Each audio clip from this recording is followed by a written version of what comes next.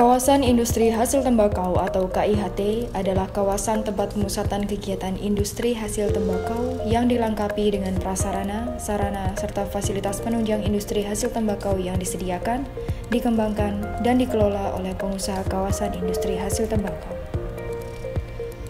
KIHT merupakan amanat dari Undang-Undang Nomor 39 Tahun 2007 tentang perubahan atas Undang-Undang Nomor 11 Tahun 1995 tentang Cukai, Pasal 66A Ayat 1, dan Peraturan Menteri Keuangan Nomor 206/PMK.07/2020 tentang penggunaan, pemantauan, dan evaluasi dana bagi hasil cukai hasil tembakau.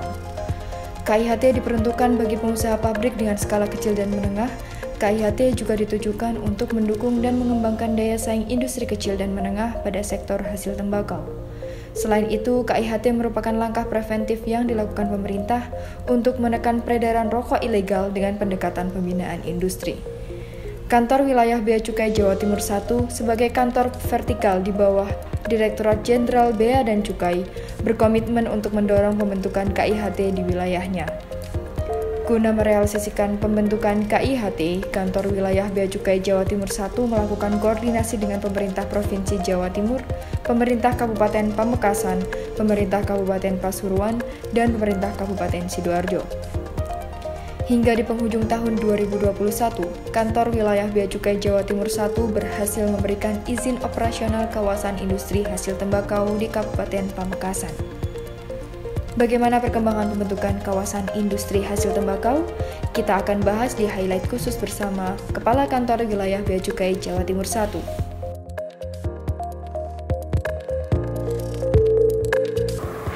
Nah, Bapak, salah satu cara yang dilakukan oleh pemerintah dalam hal ini Bea Cukai guna menekan peredaran rokok ilegal adalah pembentukan KIHT atau Kawasan Industri Hasil Tembakau. Nah, Bapak, apa saja yang telah dilakukan oleh Bea Cukai Jatim 1 terutama Pak dalam mendukung pembangunan KIHT tersebut? Ya, terima kasih.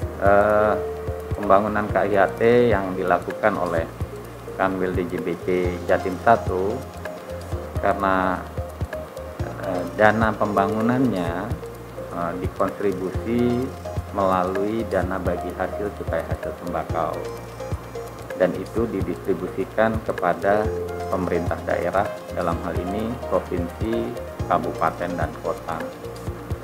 Nah, upaya yang utama dan yang pertama adalah berkoordinasi dengan pemerintah daerah setempat.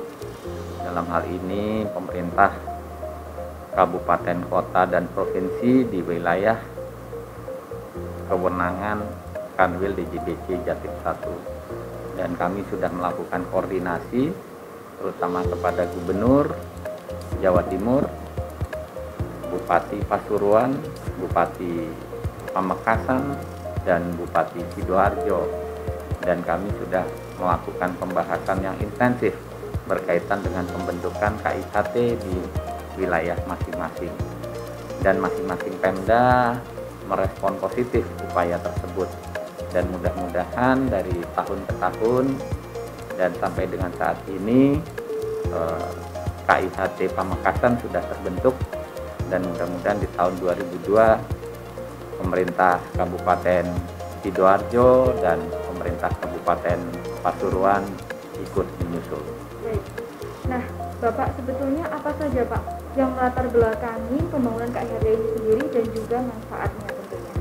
Ya, latar belakangnya adalah pengalaman kita bagaimana kita melakukan penegakan hukum di bidang peredaran rokok ilegal melalui program Gempur Rokok Ilegal, dan kita melakukan evaluasi efektivitas dan efisiensi dari kegiatan tersebut. Dari beberapa pembahasan yang sudah kita lakukan, bahwa memang program Gempur Rokok Ilegal ini harus dilakukan dari hulu sampai dengan hilir.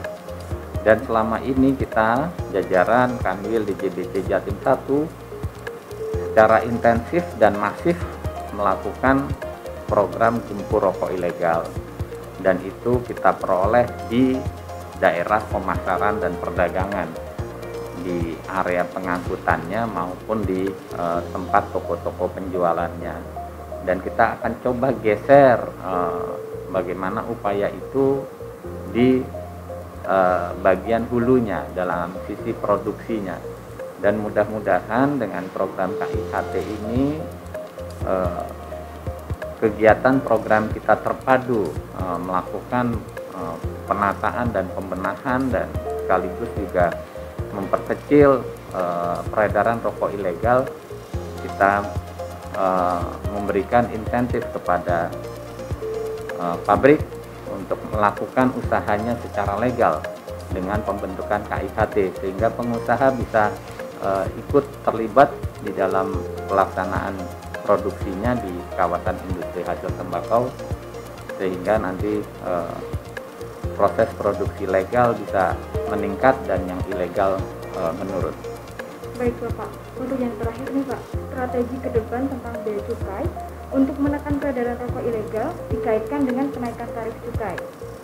Ya, betul.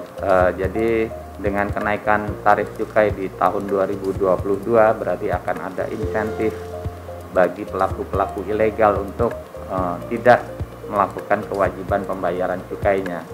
Jadi semakin gap itu tinggi, maka pelaku-pelaku ilegal cenderung untuk meningkat.